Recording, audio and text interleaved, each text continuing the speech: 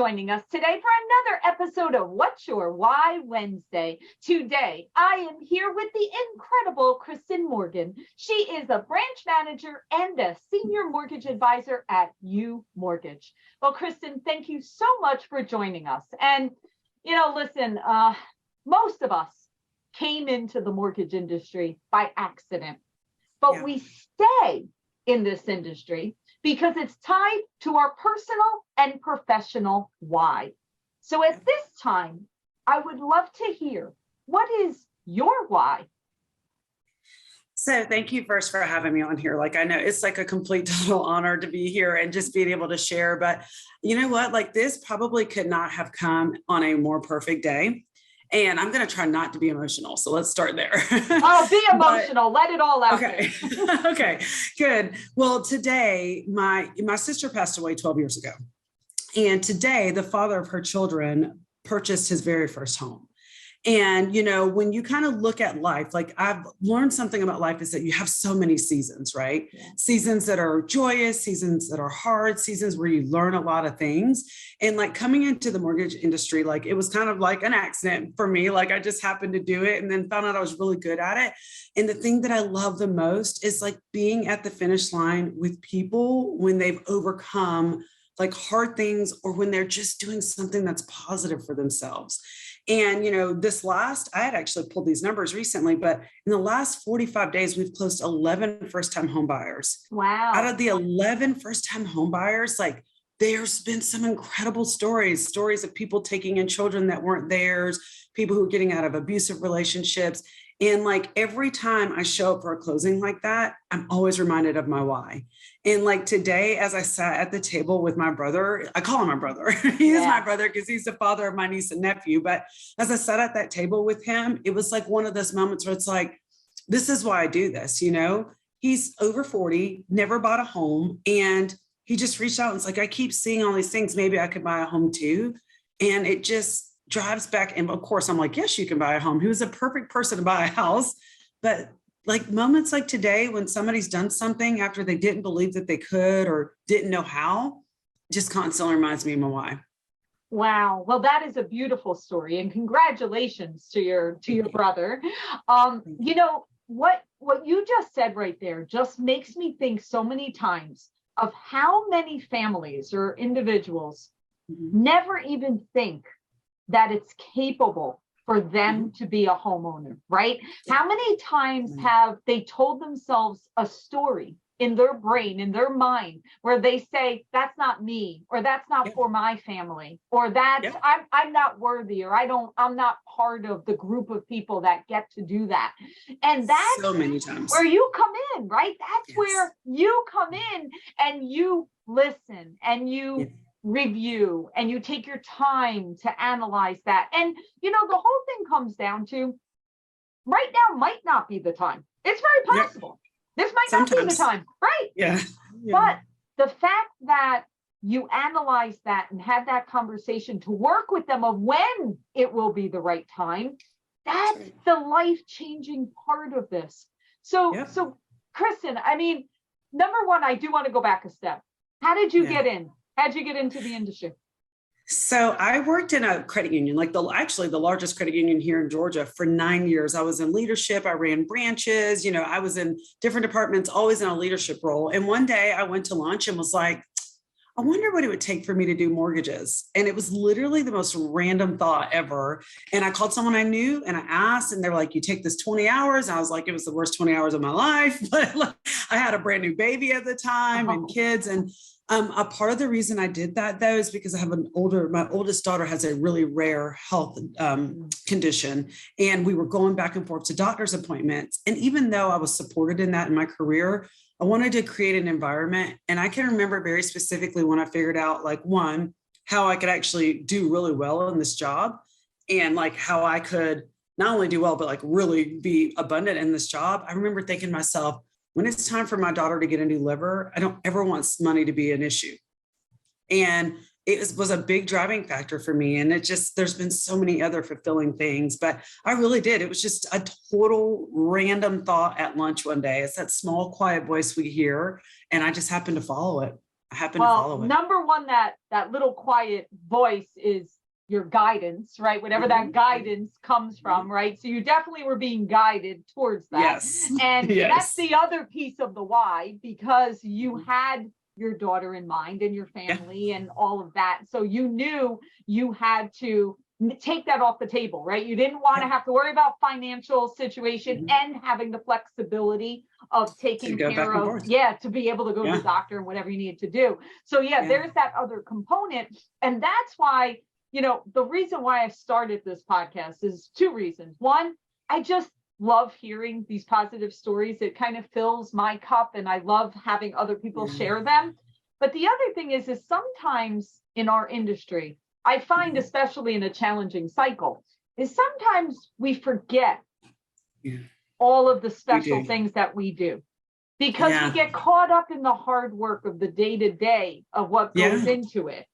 So you even sharing that and others hearing that reminds us the life-changing events that we can have by the work that we do.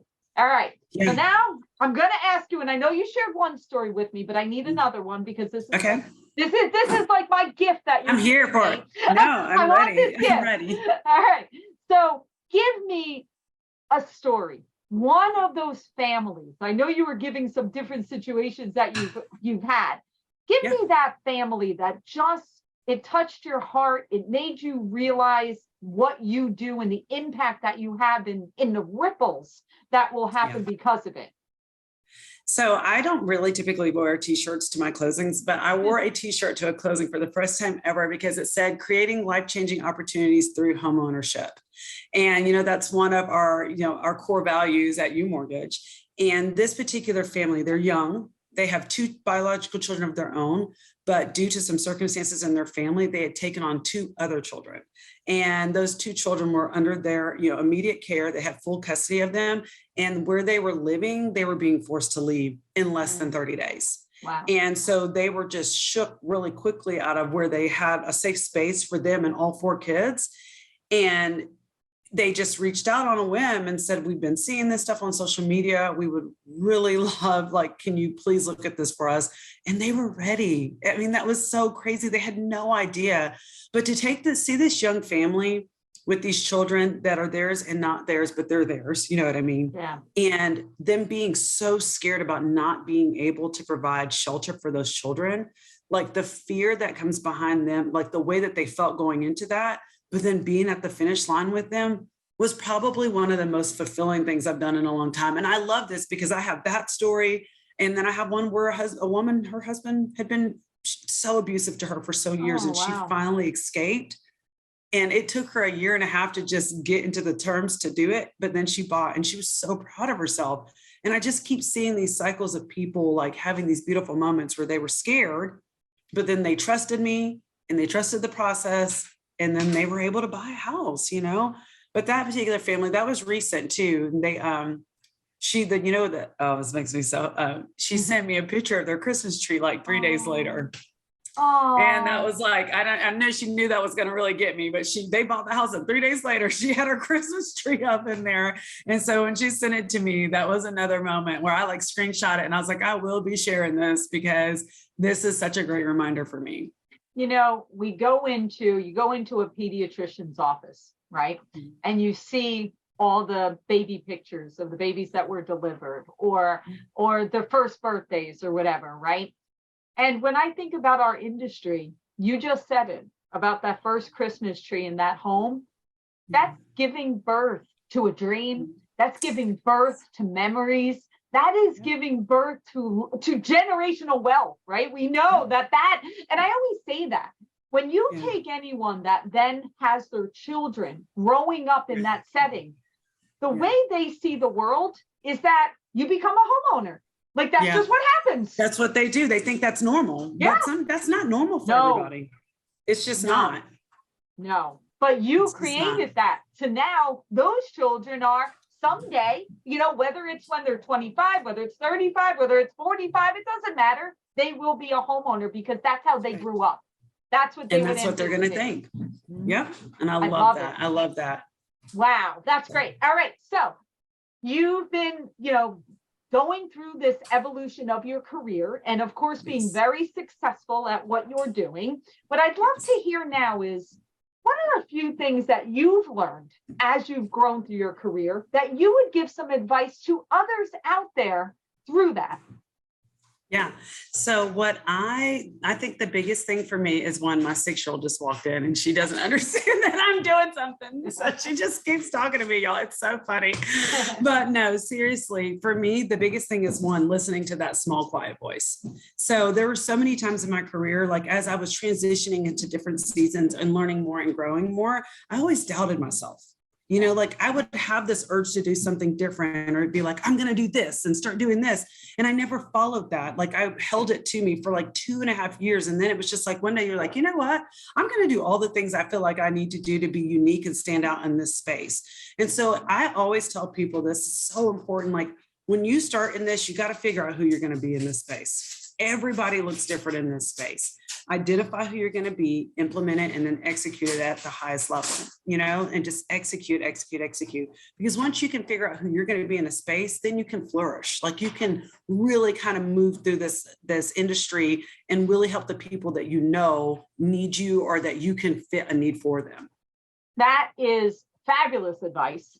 And it's so interesting that so many times I've seen people try to mimic other people because they say, well, this person is successful doing X, so I'm just going to copy and do the same thing.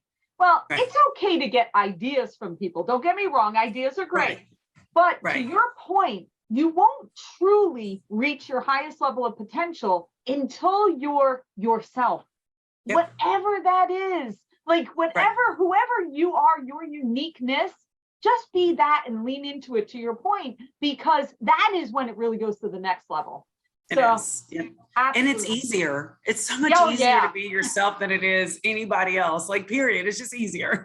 So. Very true. Very true. Well, Kristen, thank you so much for sharing all of your insights. My God, your stories. I feel like you need to write a book or something about these stories. I love them. So definitely keep notes on all of this. Maybe someday you need to put that together. Maybe with the t-shirt name is the outside of the book. That might need to, you might need to do that. So, and then just write story after story of all these tryouts. I love it. Well, thank you so much for sharing. Continue to shine brightly, my friend, and all the best. Thank you so much, Laura. Thank you.